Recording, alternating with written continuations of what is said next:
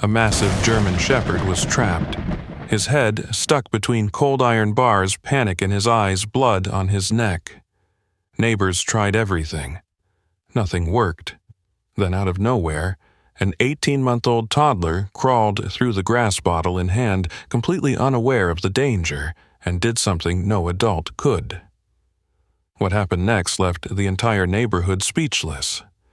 This is a story about fear instinct and an unlikely moment of trust that changed everything. If you believe in the quiet power of a connection like this video, subscribe for more true emotional stories, and tell us where you're watching from in the comments. The air on Hickory Lane was soft that morning, the kind of quiet that settles only on Sunday suburbs, where sprinklers still mist the front lawns and the sun rises slow over cedar rooftops. It was spring, the kind that smelled faintly of honeysuckle and fertilizer, and most people were still in pajamas sipping their first coffee or sleeping in.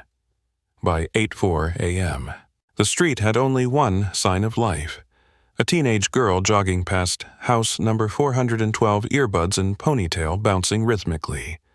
Her name was Harper, and this was her usual loop from the cul-de-sac to the edge of the woods and back. She liked the silence, the early stillness before the world demanded anything of her. As she passed number 416, a two-story colonial with a neatly trimmed hedge and a wrought iron fence separating the backyard from the slope behind it happened. A sound broke the calm. It wasn't a bark, not at first. It was a yelp. Raw, shredded. Harper stopped mid-stride, pulling one earbud out. Then it came again, louder, closer, followed by a frantic scraping noise. She turned toward the sound, instinctively stepping off the sidewalk and jogging toward the backyard fence. Her heart was already picking up pace, but it wasn't the exercise. Behind the black metal gate under the dappled morning light, something thrashed. At first, she couldn't make it out. The hedges obscured most of the view.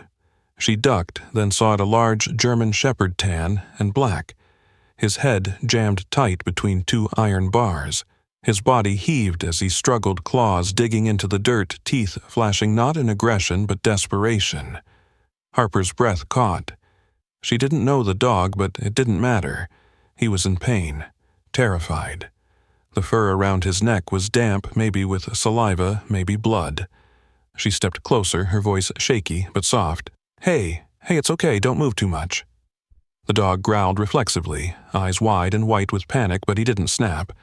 His movements were jerky, now panicked spasms, more danger to himself than anyone else. Harper backed away and pulled out her phone. She called the only adult she trusted at that hour, Mr. Lane, her next-door neighbor, a retired mechanic who once fixed her bike with duct tape and patience. "I think there's a dog stuck," she said, trying not to cry. "Really stuck. He can't get his head out of a fence." Mr. Lane was there in 3 minutes, his steps brisk despite the limp in his left leg. He didn't ask questions, just followed Harper's finger pointing toward the backyard. "Holy hell," he muttered when he saw it. The dog, bigger up close, was still writhing now, emitting these low, keening whimpers that broke something soft inside Harper's chest. "Do you know who lives here?" he asked. She shook her head. "They just moved in, I think. Maybe a week ago. Haven't seen anyone." Mr. Lane tried to speak to the dog low and firm, but it didn't help. The shepherd was trapped. Bad. "You stay here," he said to Harper. "I'm calling animal control." But as he pulled out his phone, Harper noticed something else. A tiny trickle of blood running down one of the dog's temples. She gasped. "He's bleeding." Mr. Lane saw it too and swore under his breath. He told dispatch the situation, used words like urgent and risk of injury, then hung up. "They said 25 minutes, he told her, voice grim. "That might be too long." Harper stood by the fence, staring at the dog's chest rise and fall in shallow pants. "What's his name, do you think?" she asked aloud, though no one answered. The street behind them was slowly waking up. A car passed. A garage door opened. But here, behind the hedge, time felt suspended in dread. "Should we try to help?" she asked. "I mean, try to move his head." Mr. Lane hesitated. Could hurt him more, or get bit. Harper looked down at her hand, suddenly feeling small. She was just a kid, but this didn't feel like something you just watched. "What if he chokes?" she asked, voice cracking. Mr. Lane didn't answer. He was watching the dog carefully, his eyes narrowing. "He's panicking," he said, "wearing himself out. That's not good. He'll go into shock if he keeps that up." Another yelp pierced the air, more guttural now, pained. Harper clenched her fists. She hated feeling useless. She took a tentative step forward, but Mr. Lane held her back gently. "Not yet," he said. "Let's wait a second. He might calm down." But he didn't. The dog was only getting worse. And deep inside, Harper already knew something was going to break soon, either the dog's spirit or something far more physical. And she couldn't shake the feeling that neither was okay. Duke was not a small dog. From up close, his frame looked more like that of a young wolf than a family pet. His muscles rippled under tan and sable fur now clumped with sweat and bits of soil. He was trying to back out from the metal bars, but the fit was far too tight, and the more he pulled, the more pressure he placed on the sides of his neck. With every movement, Harper could see how the skin around his shoulders stretched taut, and then something worse. A thin line of red began to appear beneath the fur on the left side of his neck. At first, she thought it was dirt. Then she saw it glisten. Blood. Mr. Lane noticed too, and his jaw set with concern. "If he keeps this up, he's going to hurt himself bad," he muttered. Just then, the sound of a sliding door caught their attention. From across the backyard fence, 2 other neighbors had arrived. Mr. Harris, from 2 houses down, gray-haired and still in slippers, and a tall teenager with earbuds dangling around his neck, chewing nervously on a granola bar. "Justin." "What's going on?" Mr. Harris asked, walking up. "We heard the noise. Dog stuck," Mr. Lane said without looking away. "Bad. Name might be Duke, we don't know yet." Harper added, "Animal controls 25 minutes out." "Jesus," Justin said under his breath, tossing the granola bar into the grass and stepping forward instinctively. "He's bleeding. Started about 2 minutes ago," Mr. Lane confirmed. "From the pressure, probably." Justin crouched down, eyes scanning the angle of Duke's head. "He looks terrified." "He is," Harper said quietly, "and he's tired. You can see it in his breathing."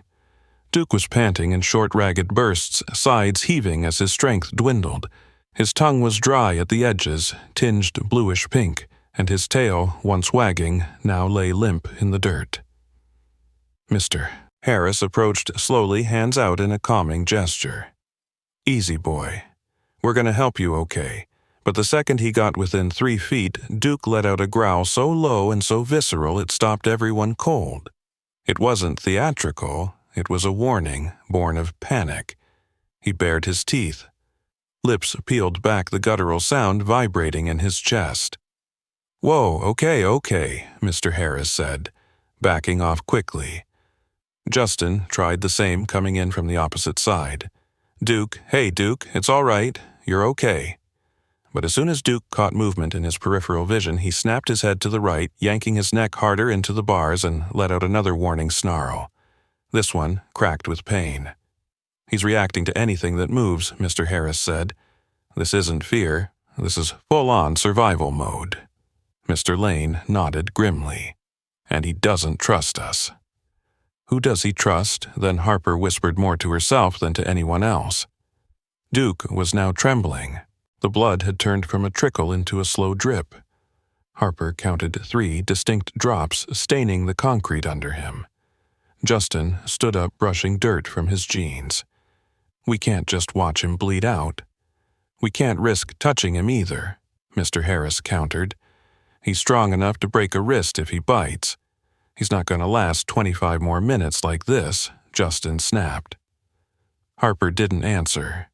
She was watching Duke's eyes, those deep amber eyes darting back and forth like a cornered animal. He wasn't thinking anymore. He was pure reflex, pure panic. "Maybe if we distract him," Justin offered. Like with food, Mr. Lane shook his head. "Too far gone for that. He's not thinking stomach right now. Only pain." "Okay, then water," Harper said. "Maybe if we pour water, we can cool him down. Help him breathe." "Won't work if he won't stay still," Mr. Lane said, though not unkindly. "We'd have to get right up on him, and every time we try, he reacts worse." Justin kicked at the dirt in frustration. "There's gotta be something."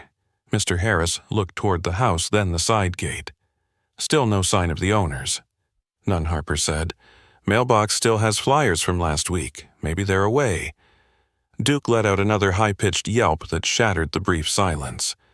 He twisted his body again, trying to pull back, and this time the blood came faster. It streaked down the side of his neck in a trembling line. Harper turned away, her stomach lurching. "He's going to break something," Justin murmured. "Or worse." Mr. Lane frowned. "We can try gloves. Maybe cover his eyes. Sometimes that calms them." Mr. Harris was already walking back to his porch. "I've got thick work gloves in the shed, and I've got a towel," Justin said. "Be right back." Harper remained kneeling beside the fence, not close enough to touch Duke, but near enough that he could hear her voice if he wanted. "Hang in there, buddy," she whispered. "Please don't give up." Duke didn't look at her. His head drooped slightly, now breath uneven, tongue lolling at an angle. His front paws twitched once, then stilled. It was only 8:22 a.m., but the minutes had stretched like hours. And in that small suburban backyard, the world narrowed to one animal, one trap, and one increasingly fragile chance. Harper didn't know what the next 10 minutes would bring, but she was starting to understand what desperation looked like, and how close it was to helplessness. The towel didn't help, neither did the gloves. Mr. Harris returned first, huffing slightly from the effort of crossing his lawn, holding a pair of thick leather gloves that looked like they hadn't seen daylight in years. Justin followed a minute later, towel in hand, an old blue bath rag he'd grabbed from the laundry room. "Let's just try covering his eyes," Mr. Lane suggested. "Might reduce the panic." Harper nodded silently, still kneeling by the fence but out of reach. The dripping had slowed for now, but Duke's breathing remained erratic. His ears stayed pinned, his gaze wide and unblinking. Justin moved slowly, towel rolled into a narrow strip. He stepped carefully towards Duke, voice soft. "It's just a towel, buddy, not gonna hurt you." At first Duke didn't react, but when the towel came within 6 inches of his snout, the shepherd jerked his head sideways with a guttural snarl, catching one of the vertical bars so hard it echoed like a bell. Justin jumped back. Mr. Harris swore. "Okay," Mr. Lane said, holding his palms up. "That's not gonna work either." The silence that followed was heavy. They were running out of ideas. "We could try lubrication," Mr. Harris muttered after a pause. "Like what motor oil? WD-40. Dish soap, maybe." "Won't that hurt his skin?" Harper asked, worried. "Dish soap's gentle," Mr. Lane replied. "Might sting the eyes, but better than him passing out from pain." "I've got a bottle in the garage," Justin said, already moving. He returned with a half-used Blue Dawn bottle and a roll of paper towels. "If we can lather it around the bars and maybe his neck area, we might be able to shift him a little." Mr. Lane hesitated, then nodded. "We do it slow, minimal pressure." "I'll go around the side," Justin said, disappearing through the open gate. Easier from inside. The backyard was shaded silent except for Duke's shallow panting. Justin approached cautiously, staying low, murmuring nonsense words, just sound meant to be soothing. Duke didn't growl this time. He looked too tired to react. Justin squirted a generous line of soap along the metal where Duke's neck touched the bars. The slick liquid pooled briefly, then began sliding down to the grass. He added more, using a towel to spread it evenly. "It's gonna be okay, buddy," he whispered. But just as he pressed closer to apply it under the chin, a single drop of soap hit Duke's eye. The reaction was immediate. The shepherd jerked violently, letting out a high-pitched squeal, Paws scrambling against the concrete in a panic. He twisted hard, too hard, and then it happened. His hind legs collapsed. A dark wet spot spread beneath him, the unmistakable sign of involuntary urination from fear. Harper gasped. "Oh, God, he's panicking worse," Mr. Harris said. It got in his eye. "Damn it," Justin muttered, backing away. Duke was panting louder now, tongue dry and lips quivering. His eyes darted back and forth, then squeezed shut against the sting. "Let's rinse it," Harper said quickly. "Water, we can flush it." "Too risky," Mr. Lane replied. "We can't go near his face again. We'll just make it worse." Justin stood there, frozen soap bottle still in hand, towel hanging uselessly. The fear in Duke's posture was unbearable. No longer rigid with defense, his entire body now slumped. Legs, folded chest pressed low as if preparing for the worst. "He's shutting down," Harper whispered. "We can't let him shut down." "Let me try one more thing," Justin said suddenly. "We can't wait." What Mr. Lane asked, wary. "Just a tilt, not much. If his head shifts even an inch, maybe the angle changes." "Maybe we get lucky." "That's a gamble," Mr. Harris warned. "If something's already strained, we could do real damage." "He's bleeding soaked and too exhausted to fight back," Justin said. "If we wait, he'll go into shock. If we move, maybe he's free." No one agreed out loud, but no one stopped him. Harper looked away, biting her lip so hard it hurt. Justin knelt again, slower this time. Duke didn't move. Maybe he couldn't. With one gloved hand, Justin cupped the side of the shepherd's jaw. The fur was slick with sweat and soap. "Easy, bud," he said. "We're gonna help. Just a little turn, all right." With utmost care, he began to apply pressure not backward but rotational, hoping to ease the snout into a more natural line. For a moment, it felt like Duke allowed it. His head shifted a hair's breadth. Justin felt encouraged. He adjusted his grip, gently supporting the dog's chin, nudging again. Then it happened. A sound tore through the air, part growl, part scream, and everyone flinched. Duke's entire body convulsed as a sharp yelp escaped his throat, a piercing cry so raw and human-like it stopped the birds in the trees. "Stop!" Harper cried. Justin immediately let go, backing away with his hands in the air. "I didn't, but..." Duke was now hunched neck, twisted at an unnatural angle, eyes squeezed shut. His breathing was shallow and rapid, ribs rising and falling in short jerks. "He's hurt," Mr. Harris said. "That wasn't fear, that was injury. We may have strained something," Mr. Lane muttered. "Could be a neck muscle, or worse." Justin looked like he'd been hit. "I didn't push hard, I swear." "You didn't have to," Mr. Lane said. "He's that close to the edge." The air went still again. The only sound was Duke's labored breaths and the distant wail of a siren from somewhere far off in town.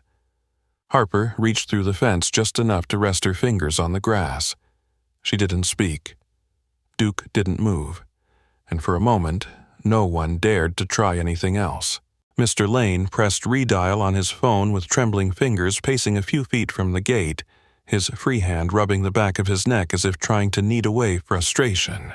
The first call to animal control had yielded a promise of help within half an hour, but that had been over 10 minutes ago. And now, with Duke lying lower and breathing shallower, he needed an update. The dispatcher's voice crackled on the other end, professional but strained. "Sir, we're aware of the call at Hickory Lane. Our unit is en route, but there's been a multi-car accident on Main and Lowell. All traffic is being rerouted. Our ETA is now closer to 30 minutes, possibly more." Mr. Lane stopped mid-pace. 30. "You said 25 10 minutes ago. We understand the urgency," the dispatcher replied.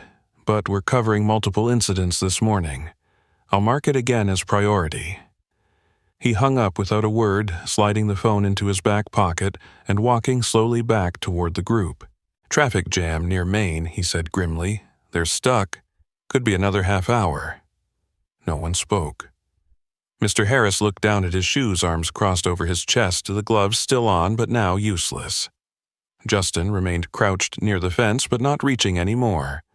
And Harper stayed where she had been for the last several minutes. Knees drawn up to her chest, fingers twisting the hem of her sweatshirt, eyes locked on Duke like staring harder might somehow fix him.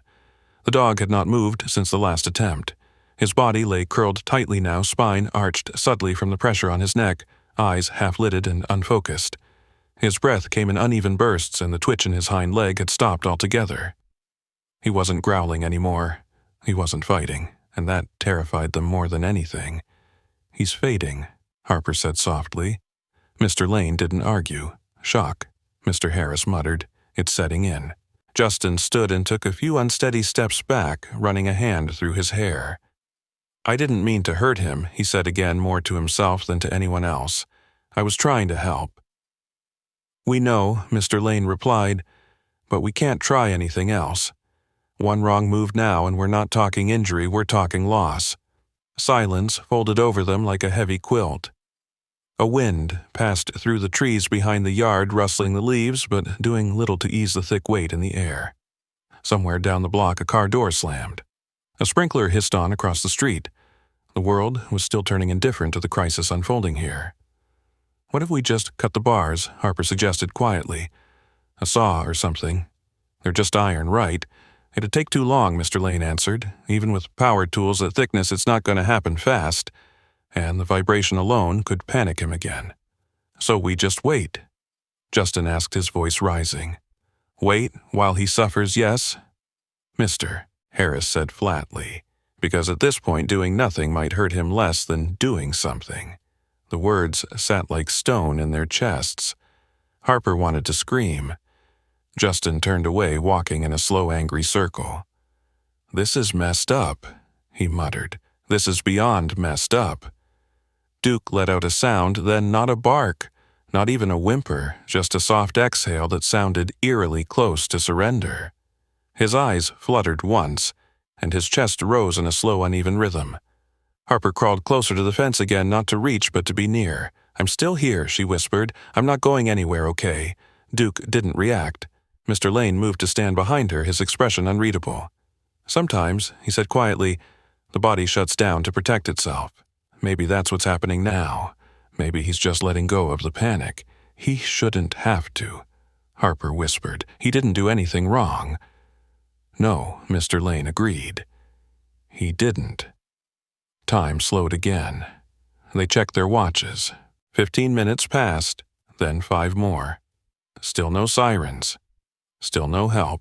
The soap had dried in streaks on the metal. A fly hovered near Duke's snout before being batted away. His ear twitched faintly in response. How long can a dog stay in that position before... Harper couldn't finish the sentence. Mr. Harris answered anyway. Depends on the breed, the stress, the temperature. But he's large, strong. He's held on this long. That counts for something. Barely, Justin said. He's barely holding on. Another silence fell. This one heavier than before, like grief already preparing a place to sit. Mr. Lane stepped away again, walking toward the edge of the driveway as if hoping to see flashing lights in the distance. But the road remained empty. No sirens, no truck. Just the stillness of a neighborhood not yet aware it was holding its breath. Harper closed her eyes and leaned her forehead against the cold iron. She didn't cry. She hadn't allowed herself to, but her fingers dug into the grass. Please, she whispered. Please hold on. Behind her, Duke made a sound. A dry, rasping inhale, and then another. His ribs shuddered as he breathed. Not from pain this time, but from weakness. Pure, simple exhaustion. Justin turned slowly, eyes narrowing. He's shaking, he said. Look at his front legs. Harper opened her eyes. Duke's paws were trembling. Not violently, just enough. Like someone too tired to keep standing, but too afraid to fall. He's still fighting, she said. Mr. Harris exhaled. But for how long, no one answered. No one moved. And still, no help arrived. The tension around the fence had thickened to the point of silence. Every suggestion that had once flown freely tools rescue calls had dried up, leaving only the low hum of backyard cicadas and the rhythmic rasp of Duke's shallow breathing. Harper remained on the grass, eyes fixed on the dog's trembling frame, while Justin leaned against the fence, arms folded tight, jaw locked with guilt and helplessness. Mr. Lane stood with his hands on his hips, gaze constantly flicking toward the road, hoping to catch sight of flashing lights that refused to come. No one spoke because no one knew what else to say, and in the space between that silence and their despair, something else moved. It was quiet, so quiet that even the birds didn't stir. The sliding door of house number 410 had eased open not with urgency but with the slow glide of a toddler's curiosity. From within, barely noticed among the rows of hydrangeas and backyard clutter, a small boy in footed pajamas appeared. He was dressed in soft fleece covered in green cartoon dinosaurs, his hair tousled from an early nap, and in one chubby hand he gripped a plastic milk bottle. His name was Ethan, and he had only just learned how to walk, but crawling still felt faster, more reliable, especially when no one was looking. His mother, distracted by a ringing phone inside the kitchen, had left the glass slider just ajar, thinking the gate on the porch was locked, thinking her son was still safely in his high chair finishing breakfast. But Ethan was curious, always had been, and the strange noises from next-door voices barking the occasional shout had drawn him like a magnet. So he crawled. Not quickly, not urgently. Just steady. Confident in the way only toddlers are too young to know fear, too innocent to understand boundaries. One soft knee after another across the wooden deck, then onto the slightly overgrown grass, each movement silent and focused. No one noticed him at first. Not Mr. Harris, who had turned away to speak quietly with Mr. Lane about the possibility of looping in the fire department. Not Justin, who had begun pacing with his hands behind his head, his energy jittery and useless. Not Harper, who still whispered encouragement to a dog too tired to lift his head. It wasn't until Ethan had reached the edge of the bushes that anyone registered a shift. A movement out of place. A shadow lower than expected. Harper turned first. Her eyes darted toward the base of the fence, drawn by a flicker of color. She blinked, confused. Was that a dinosaur? Then she saw the curls, the bottle, the slow, deliberate crawl. Wait, she said, scrambling to her feet. Is that? Justin followed her gaze and froze. Is that a kid? Mr. Lane turned his mouth, already forming a curse. Oh no. Oh God. But Ethan didn't stop. He had rounded the hedge now, his path clear, his eyes locked on the shape lying near the fence. Duke. The dog, so recently thrashing and snarling, now lay completely still. His breath shallow, his ears limp. He didn't notice Ethan at first. Didn't react to the sound of soft hands brushing grass aside, or the giggle the toddler let out when he saw something big and furry through the bars. Harper took a step forward, but Mr. Lane reached out instinctively, stopping her. Don't spook the dog, he whispered harshly. Not now. But it's a baby, she hissed. We can't just wait, Mr. Harris said, his voice strangely quiet. Just wait. Ethan had stopped crawling. He was now sitting directly in front of the gate, only inches from where Duke's head protruded between the bars. The toddler's bottle rested in his lap as he stared at the dog with wide-eyed curiosity, head tilted slightly to one side. Doggy, he said, not loud, not soft, just a factual observation. Hi. Duke stirred. It was slight, just a twitch in his ear, but it was movement. Harper's breath caught in her throat. Ethan didn't flinch. He reached forward with one hand palm open as if offering something invisible. Doggy thirsty, he asked, lifting his bottle toward the bars. Duke didn't growl, he didn't jerk. Slowly, agonizingly, slowly, he opened his eyes. One blink, then two. And then the shepherd's gaze locked onto the child in front of him. There was no snarl, no warning, just stillness. Pure, disbelieving stillness. Mr. Lane's hand was still on Harper's shoulder, but he didn't say a word. No one did. The wind had died down again. The sprinkler across the street had clicked off. The world, for one impossible moment, was absolutely still. Ethan reached forward again, this time resting his tiny fingers against one of the iron bars. His skin was pale against the black metal, soft and warm. Duke didn't move away. He didn't flinch. His breathing remained shaky, but slower now, less frantic, more measured. Good doggy, Ethan said with a sleepy smile. You okay? And for the first time in what felt like hours, Duke blinked again. This time slower, controlled. His gaze dropped slightly, his shoulders sagging just a little. Harper covered her mouth. He sees him, she whispered. He actually sees him. Mr. Harris nodded, eyes shining. And he's not scared anymore. Justin stepped back, stunned. He's calming down. Duke let out a low, quiet noise, not a growl, not a whimper. Something in between, something soft, something grateful.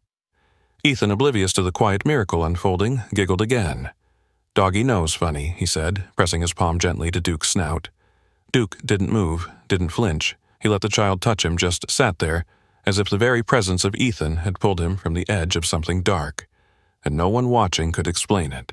The instant Harper fully registered what was happening, that the tiny boy in dinosaur pajamas had crawled all the way to the gate, now just inches from Duke's head, her breath caught so violently in her throat that she gagged. She lurched forward, one foot already lifting off the ground, instinct overriding reasons, a half-formed cry spilling out from her chest. "No, Ethan. No." Her voice cracked like glass. Justin, standing only a few feet away, spun around, and when his eyes landed on the toddler, he froze for a split second before breaking into a sprint. "Somebody grab him," he yelled. Mr. Lane and Mr. Harris both reached out as well, panic erupting in unison. "Pull him back," Mr. Harris barked. "Get him away from the gate." But it was too late. Ethan had already closed the distance. His hand was on the iron bar. His body, soft and trusting, leaned forward in curiosity, nose to nose, with a 90-pound German shepherd caught in one of the worst moments of his life. And in that breathless second where a child's innocence met a beast's desperation, the world seemed to hold still. Duke should have lunged, should have growled or snapped or thrashed. That's what the human mind expected, what biology dictated. That a cornered animal writhing in pain would act on instinct when approached, especially by something unpredictable. But that didn't happen. Instead, Duke's whole body stilled, like a thread had been cut deep inside him.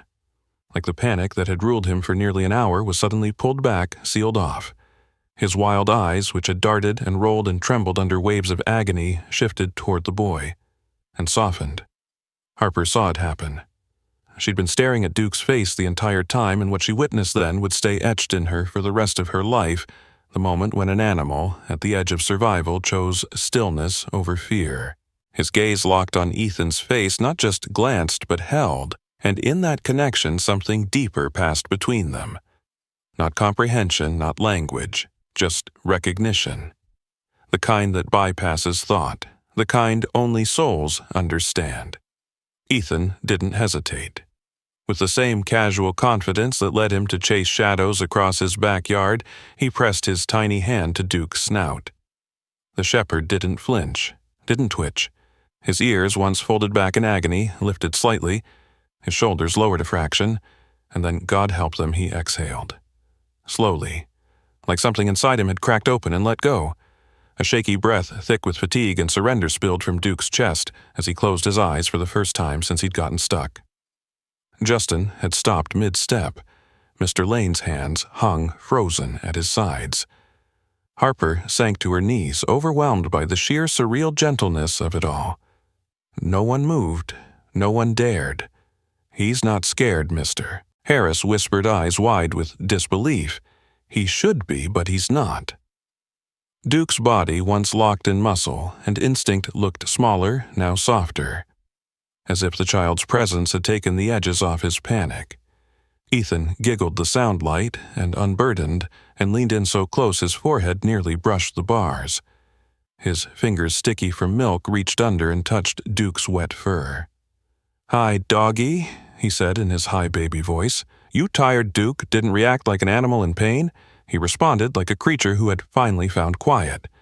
His tail gave one slow twitch, then another. Barely perceptible, but real. "Oh my God," Harper murmured. "He trusts him." Justin dropped into a crouch, his voice hoarse. "What is happening right now?" Mr. Lane stepped closer, but with a reverence normally reserved for prayer. "He's letting go," he said. "The panic. It's gone." "Why?" Mr. Harris asked, baffled. "Why him? Because Ethan's not afraid." Harper answered. "And sometimes, that's all it takes." The boy shifted again this time, resting his tiny palm right between Duke's eyes. The shepherd let him. He didn't blink. He didn't pull away. He accepted the touch as if it was something holy, something he'd waited his entire life to feel. "Good boy," Ethan whispered, then placed his forehead lightly against the bars. Duke closed his eyes again. A low humming sound came from his throat, something between a sigh and a moan, so gentle, so utterly unlike anything they'd heard from him before, that Harper thought she might cry.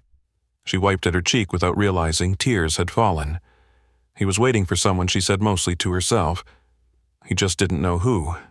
Behind her, the others began to gather again, slower now, quieter. No one dared approach too quickly. No one wanted to break whatever had formed between the boy and the beast. The dog wasn't healed. The child didn't understand the danger.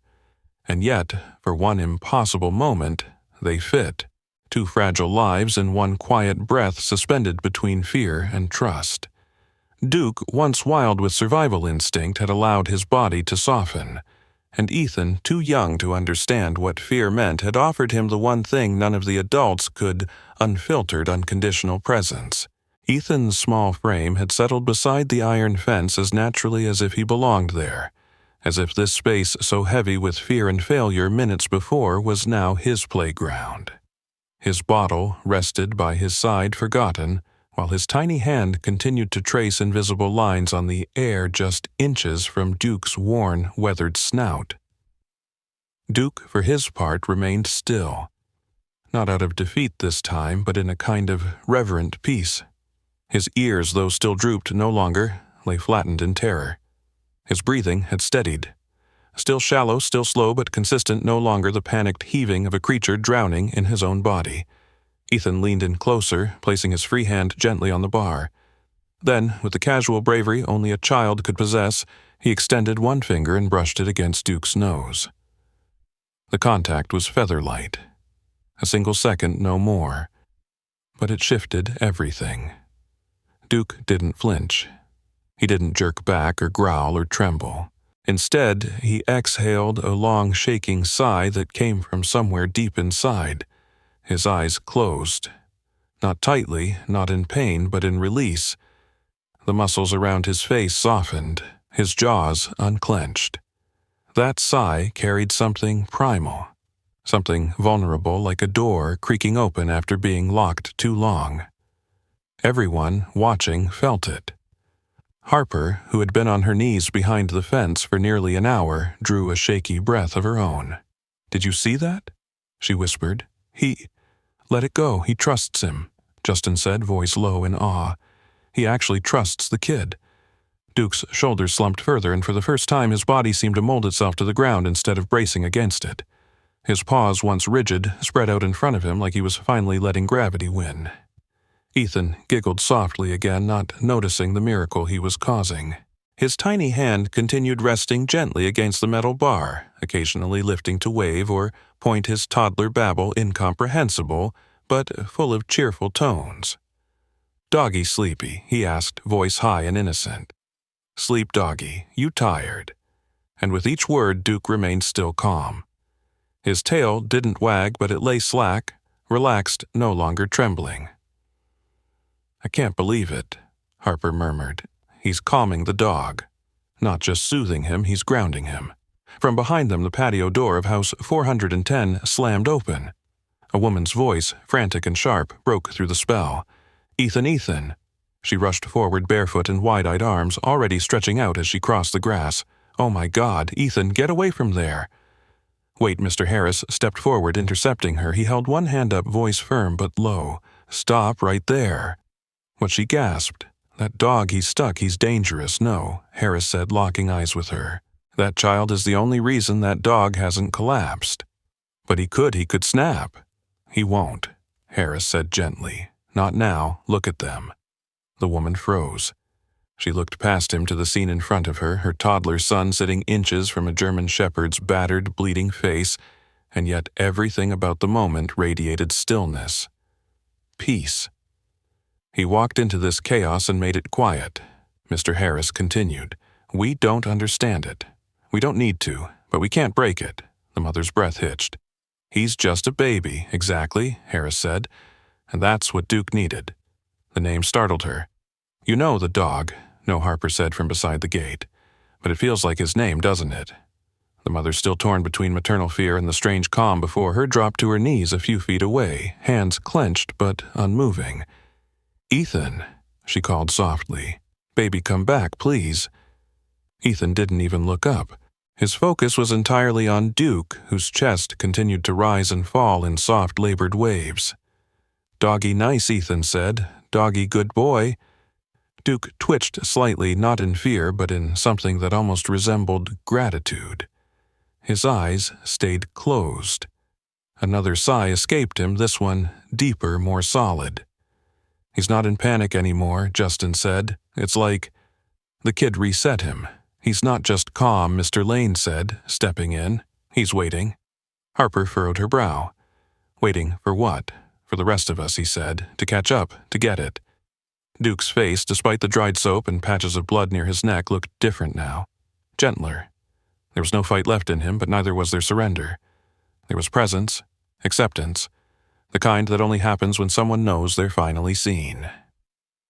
Ethan shifted again this time, leaning his head against the bar, and Duke impossibly leaned just enough to touch his nose to the metal beside the child's cheek. The crowd that had slowly formed along the sidewalk, all hushed voices and camera phones minutes ago, had gone completely silent. Strangers stood shoulder to shoulder watching the boy and the dog, too captivated to speak. "If we're going to try again," Mr. Lane said quietly, "it has to be now. While this lasts."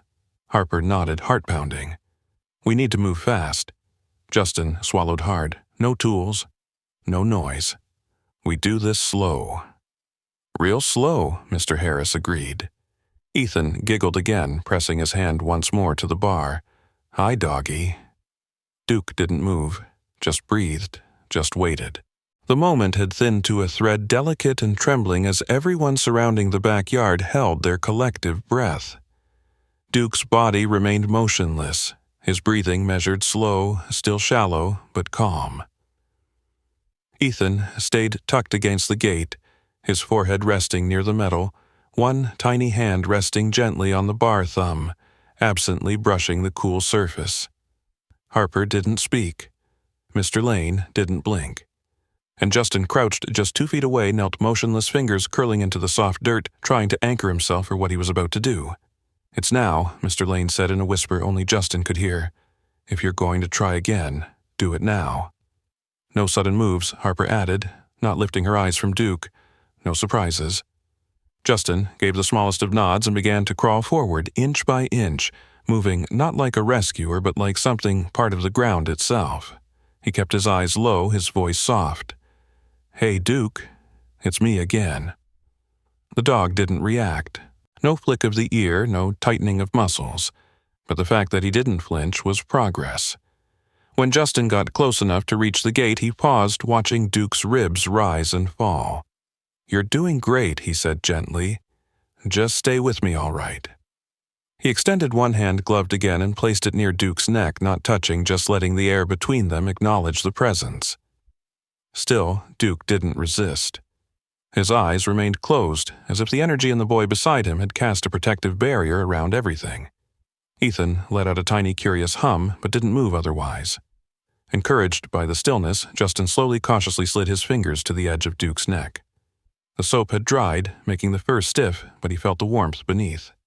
Not feverish, but hot enough to know the dog was pushing against the limits of exhaustion. He adjusted his knees, shifted his weight, then brought his other hand up toward the iron bars. They were thick, cold, and unyielding, but there was just enough give, maybe a hairline of space that hadn't been there before. "I'm going to try something, Duke," he whispered. "Stay with me, buddy." Using one hand to gently cradle the curve where Duke's jaw met his neck, Justin pressed the other hand flat against the inside of one vertical bar. He didn't force it at first, just leaned in to feel the range. The iron didn't bend, not immediately, but it gave a soft creak, a suggestion of movement. Justin applied more pressure. He pushed, exhaling slowly, using the natural angle of his arm to wedge the bar away from its twin. 1/2 an inch, maybe less. "Almost there," he said through gritted teeth, "just a little more." He adjusted Duke's head, slightly supporting the jaw, letting the angle drop so the snout could tilt downward. The dog didn't protest. Not a sound. Not a twitch. "That's it," Justin muttered. "You're okay. You're okay."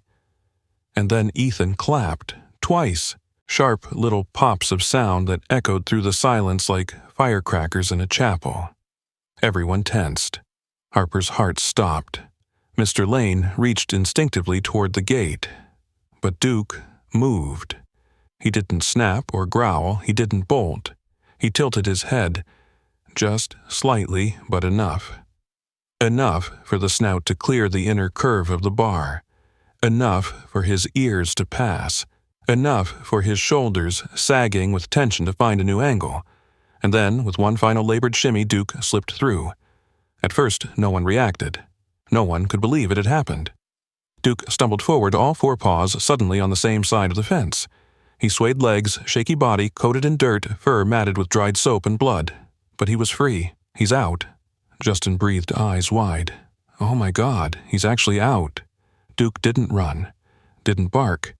He took 2 weak steps forward, then turned slightly, eyes searching, then settling on Ethan. The boy clapped again, a delighted squeal escaping him. "Doggy!" he cried. Yay, doggy. Duke limped toward him, collapsing gently to the ground beside the toddler head, lowering until it rested on Ethan's pajama-covered leg. The child responded by patting the top of the shepherd's head, his fingers moving in slow, curious circles. No fear, no hesitation. Harper let out a choked breath, one hand flying to her mouth. Mr. Harris wiped his eyes. Mr. Lane let out a long exhale and leaned back on his heels. "I can't believe it," he whispered. "That actually worked. It wasn't us," Harper said, her voice barely audible. "It was Ethan." Justin crawled back a few feet, giving the dog space, his body trembling from the tension. He just listened to him. He trusted him, Mr. Harris said quietly, and somehow he knew it was safe. Ethan laid down beside Duke without warning, his small body curling like a comma around the shepherd's side. The dog, still too weak to react, let him. His breathing slowed again. His eyes remained half-lidded but peaceful. The street remained silent. No sirens, no flashing lights, no applause. Just the soft rhythm of two living things side by side, breathing in sync. Duke lay pressed against Ethan like the weight of his body had finally found its match in the gentleness of the child. His head rested heavily on the boy's tiny shoulder, the bony ridge of his skull nestled between folds of soft dinosaur print fleece. The shepherd's chest still rose and fell, but it was no longer rushed, no longer filled with the terror that had kept him rigid. It was slow now, even. Like his body was catching up to the peace his mind had just discovered. Ethan in turn lay still, not in sleep, but in a kind of toddler trance, quiet, present, wide-eyed, as if sensing something holy in the air around him. One of his hands remained on Duke's head, the other absently curled around the discarded bottle lying near the dog's paw. No one spoke at first. The group of neighbors that had gathered during the ordeal remained frozen, unsure of whether they were witnessing the end of a crisis or the beginning of something stranger. Harper, who had been closest to the gate throughout it all, finally found her footing and stepped forward, slowly giving Duke space but needing to be closer. She knelt again, her eyes never leaving the dog's face. "He didn't run," she whispered. "He could have, but he didn't." Mr. Lane nodded beside her. He stayed because of Ethan. Justin, still crouched from the final maneuver that freed Duke, slowly stood his legs, stiff muscles tight with adrenaline. He looked at the scene before him with disbelief and something more vulnerable, something like awe. "That dog was seconds from shutting down," he said, voice low. "And now look at him." Duke stirred slightly then, not to move away but to press more of his weight into Ethan's side. His nose nuzzled against the boy's sleeve, a low, barely audible sound coming from his throat, more vibration than voice, a hum of relief wrapped in gratitude. It wasn't a whine, it wasn't a growl. It was a thank you that had no words. "He's saying something," Harper murmured. "I don't know what it is, but he's saying it." From the edge of the sidewalk, a figure shifted. Mr. Connors, the oldest man on the block, had been standing near the mailbox for almost an hour, leaning on his cane, face stone still. Most neighbors knew him only as the quiet widower who kept to himself, always watering his lawn at dawn, always wearing the same navy cap from his Navy days. Now, as the silence held, he took one slow step forward. His voice broke it with a rasp that cut through everything. "My son would have been about his age now," he said, nodding toward Ethan. Heads turned toward him. Mr. Connors didn't look at anyone. His eyes remained on the child and the dog. "He died in his sleep, 18 months old. We never found out why." The words dropped like stones in water, rippling outward, heavy and honest. "I used to think I'd done something wrong." He went on, voice steady despite the weight. "Didn't hold him enough. Didn't listen enough. Maybe I waited too long that morning. I don't know." Harper swallowed hard. She had never heard him speak more than 3 sentences in a row. Mr. Connors stepped closer again, his cane barely making a sound against the grass. But watching that dog just now, seeing how he leaned into that boy like he'd been forgiven for something he didn't understand, he stopped. His lips trembled. I don't know, maybe I needed to see that. Maybe that's my forgiveness too. Harper blinked hard, brushing her sleeve across her cheek. No one interrupted, no one tried to fix the moment. They just let it be. Duke shifted again, this time adjusting his head so it lay more directly across Ethan's chest. The boy giggled softly and reached up to pat the dog's ear. Doggie's sleepy, he whispered, voice barely more than breath. Justin stepped closer, his movements still slow, careful not to disturb the fragile calm. We should check him, he said quietly. I think his neck's still tender. Could be swelling. You think he'll let you? Mr. Lane asked. He let Ethan. Justin replied. That counts for something. He knelt beside Duke and gently rested his hand just above the spot where the bars had held him tight. The dog flinched at the contact but didn't move away. It's warm, Justin murmured, but not as bad as before.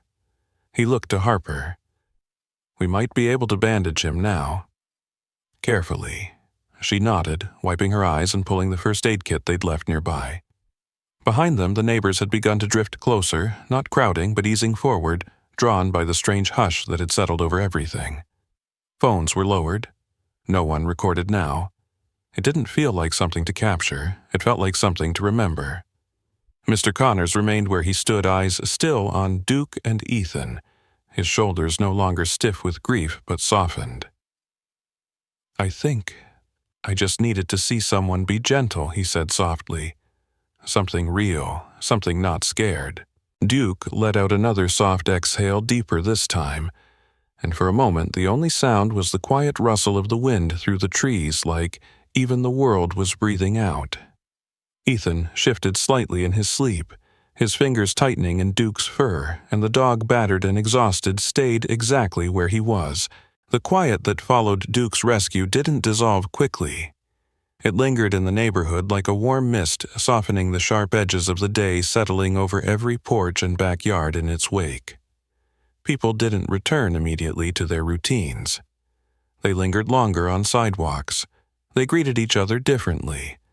And in the days that followed, the events of that morning rippled quietly through conversations, through nods of recognition between neighbors who barely knew each other before, and through glances toward the now empty gate at house number 416, where the twisted metal still bore the faint imprint of a struggle that had ended, not with sirens or solutions, but with a child's touch and a dog's surrender.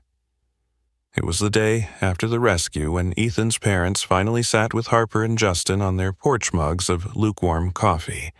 In hand, Duke sprawled lazily at their feet like he belonged there. Ethan, still in his dinosaur pajamas, toddled from one adult to another, offering small pieces of cereal from his snack cup like treasures. Harper, curious but gentle, finally asked the question that had been hanging unspoken since the moment Duke stepped free. Has Ethan always been like that around animals? Ethan's mother, a quiet woman named Claire, exchanged a glance with her husband, then smiled a little sad and a little proud. Not exactly, she said. Ethan used to be very sensitive to noise. Loud sounds, sudden voices, even the vacuum cleaner, he would freeze or cry or cover his ears. It was hard, especially outside. We thought he might be on the spectrum, Ethan's father added. He was late to speak and sound overwhelmed him. But then about a month ago our therapist tried something new, encouraging him to create sounds when he felt overstimulated. Not to retreat, but to respond. That's where the clapping came from. Claire nodded. It became his way of grounding himself, replacing panic with rhythm. Harper stared at Ethan now, clapping twice softly before giggling at the noise. So that moment with Duke was him regulating, Claire said. He saw something distressed and responded the way he's been learning to respond for himself. We had no idea it would work for someone else, especially not a German shepherd caught in a fence, Ethan's father said, shaking his head. But here we are. Justin looked down at Duke, whose eyes had fluttered closed again. He still won't leave Ethan's side, and I don't think we'd want him to, Claire said. Not after what they've shared. 1 week later, the neighborhood held a small meeting, not formal, not announced, just a loose gathering around the mailbox cluster to discuss the old gate at 416. The steel bars were still bent, one marked with faint rust from blood, the others holding a memory no one wanted repeated. Mr. Lane led the initiative. "We've got the tools. We've got the people. We can do this together." No one hesitated. Justin brought his uncle's welding torch. Harper's father brought new panels. Mr. Connors offered to pay for the replacement, but the others refused. This wasn't a donation. It was a restoration. A quiet thank you. By Saturday afternoon, the gate had been replaced, wider, safer, more secure. It gleamed slightly under the late morning sun, not proud, just steady, as if it too had survived something and come out better for it. Duke watched the entire process from Harper's porch, Ethan seated beside him, one hand tangled in the thick fur at his neck. He didn't bark. He didn't try to follow the noise. He just watched his body pressed gently against the child, like their bond had become a compass. And then as the days passed, something else began. Every morning, around 8 before the mail came, and before the neighborhood fully woke, Duke would make his way across the street from the newly repaired gate. His gait, still slightly uneven, but stronger, now more confident. He would walk up the 2 front steps of house 410, sit beside the doormat with its faded welcome letters, and wait. A few minutes later, the sliding door would open and Ethan, now fully capable of walking, though he still preferred crawling when excited, would appear with his snack cup in one hand and a blanket in the other. They would sit together in the morning light, no words exchanged, no instructions needed. Just presence. Just peace. The neighbors came to expect it. Some would wave, some would smile. Some would whisper to visiting relatives, "That's the dog the baby saved," or maybe the other way around. And when Ethan's father posted a photo of the pair, Duke leaning his head on the child's lap, Ethan's hand mid-clap, the caption read, "Only, trust doesn't need language." People from other streets came to see them. Not to intrude, just to witness. Duke didn't mind. He never barked. He never left early. He stayed until Ethan tired, then walked him back to the door before returning across the street to rest near his own yard. Life returned to normal, but with new rhythms, softer ones, more mindful ones. People said hello now when they passed each other. They asked about one another's families. They remembered the morning when a gate didn't open, but something else did. A dog's fear, a child's instinct, a neighborhood's heart. And every morning, as the sun rose, a boy in dinosaur pajamas and a rescued shepherd greeted it together side by side like it was their ritual. Because in many ways it was. If this story moved you, consider subscribing to the channel for more true emotional stories that stay with you long after they end. We'd love to know what moment touched your heart the most, and where in the world are you watching from today? Drop a comment and join the conversation.